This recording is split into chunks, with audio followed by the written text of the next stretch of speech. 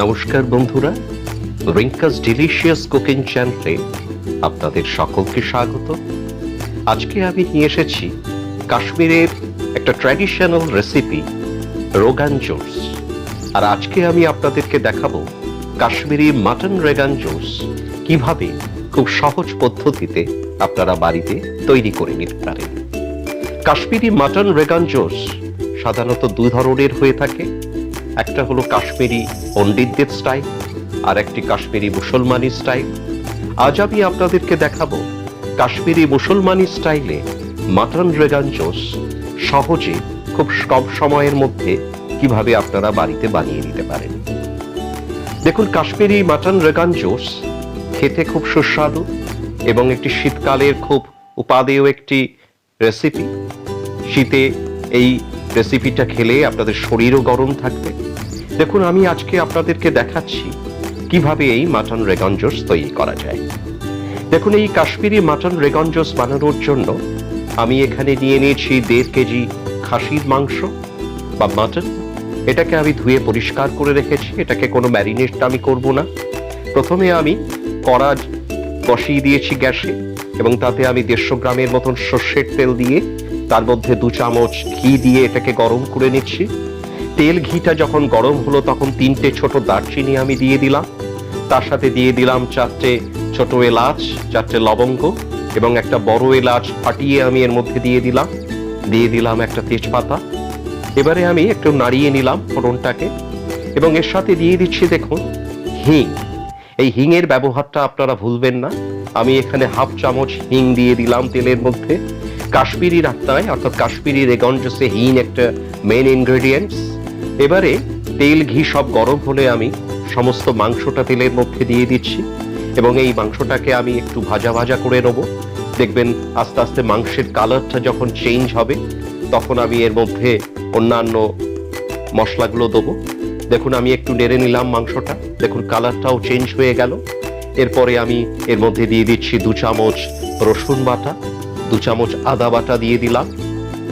তার সাথে আমি দিয়ে দিচ্ছি দেখুন এখানে 1/2 চামচ ধনের গুঁড়ো এবং দিয়ে দিলাম 1 চামচ কাশ্মীরি গুঁড়ো লঙ্কা দিয়ে আমি মাংসটাকে একটু নেড়ে নিচ্ছি। গ্যাসের ফ্লেমটা আমি এখানে মিডিয়ামেই রেখেছি। মাংসটাকে ভেজে নেওয়ার পরে দেখুন এখানে আমি 2টো মাঝারি সাইজের পেঁয়াজ পেস্ট করে তার থেকে রস বের করে নিয়েছি এবং সেই রসটাই আমি ইউজ করছি মাংসের মধ্যে। আমি কোনো পেঁয়াজ ভাজা বা পেঁয়াজের পেস্ট আমি ডাইরেক্ট দেবো না। দিয়ে দিচ্ছি 1 চামচ নুন এবং 1 চামচ নুন দেওয়ার পরেই আমি এর মধ্যে মাংসটা একটু নেড়ে নিচ্ছি। মাংসটা নেড়ে নেওয়ার পরে আমি এর মধ্যে দিয়ে দেবো হলুদ। আমি 1/2 চামচ হলুদও দিলাম। 1/2 চামচ হলুদ দিয়ে মাংসটাকে আমি নেড়ে নিচ্ছি। এরপরে আমি কড়াই মাংসটাকে ঢেকে দিয়ে রান্না করব। আমি 10 মিনিটের জন্য মাংসটাকে ঢেকে দিলাম। এর মধ্যে আমি একটা দইয়ের মিশ্রণ তৈরি করে নিচ্ছি। আমি 150 গ্রাম দই নিয়ে নিয়েছি। তার মধ্যে 1 পিঞ্চ জাফরান দিয়ে 1/2 চামচ ধনের গুঁড়ো দিলাম। তার সাথে 8-9টা শুকনো লঙ্কা আমি পেস্ট করে রেখেছিলাম, সেটা আমি সেই শুকনো লঙ্কার পেস্টটাও দইয়ের মধ্যে দিয়ে দিলাম 1 চামচ কাশ্মীরি গুঁড়ো লঙ্কা। এই যে দইয়ের পেস্টটা আমি বানালাম, এই দইয়ের পেস্টটা আমি মাংসের মধ্যে দিয়ে দেবো। দেখুন, আমি কড়া থেকে ঢাকনাটা তুলে ফেললাম। এরপরে মাংসের মধ্যে আমি এই দইয়ের পেস্টটা দিয়ে মাংসটাকে আবার আমি নেড়ে নিচ্ছি। দেখুন, আমাদের মাংসটা আস্তে আস্তে প্রিপেয়ার হচ্ছে, আপনারা দেখতে পাচ্ছেন। আমি আবার 5-10 মিনিটের জন্য ঢাকনা দিয়ে আটকে মাংসটাকে রান্না করে নিচ্ছি। দেখুন, মাংসটা থেকে একটু জলও বেরিয়েছে কিন্তু মাংসের কালারটা চেঞ্জ হচ্ছে।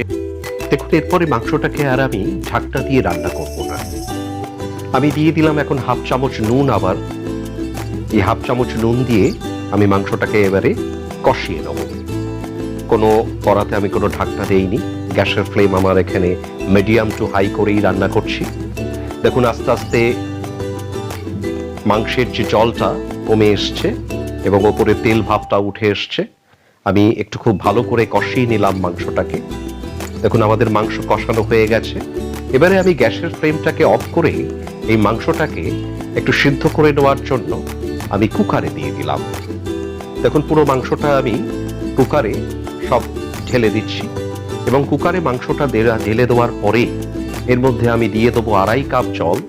কিন্তু সেই কড়াতে যে মশলাগুলো লেগে আছে সেগুলো নেওয়ার জন্য এই 2.5 কাপ জল কড়ার মধ্যে দিয়ে আমি একটু উষ্ণ গরম করে সেই জলটা আমি মাংসের মধ্যে দিয়ে দিলাম।